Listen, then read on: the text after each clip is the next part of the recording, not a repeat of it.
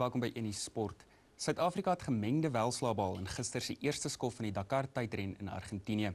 Leroy Palter het 'n 9de plek behaal in die skof van sowat 180 km tussen Rosario en San Luis, maar sy landgenoot Janiel de Villiers moes met 'n teleurstellende 27ste plek tevrede wees. De Villiers, verlede jaar se naaswenner en die kampioen in 2009, het meganiese probleme met sy Toyota Hilux ondervind. Hy het uiteindelik meer as 15 minute agter die skofwenner Carlos Sousa geëindig. Nie net Janiel de Villiers moes waardevolle tyd inboet weens 'n probleem met sy ryding, in die geval 'n foutiewe kragstuur nie. 'n Pap buiteband het die Fransman Stefan Peterhansel gepootjie op dag 1 van die wêreld se moordendste tydren.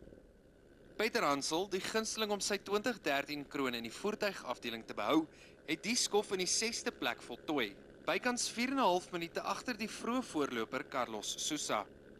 Die Portugees het in 'n tyd van 2 ure 20 minute en 36 sekondes gewen, gevolg deur Orlando Terranova en Nasser Al-Attiyah.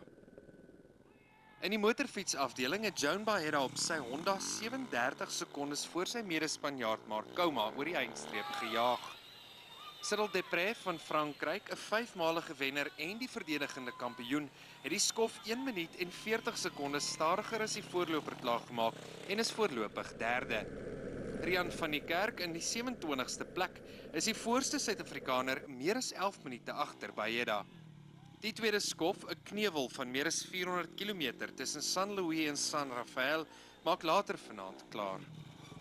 Die askryk is skaars terug in Australië.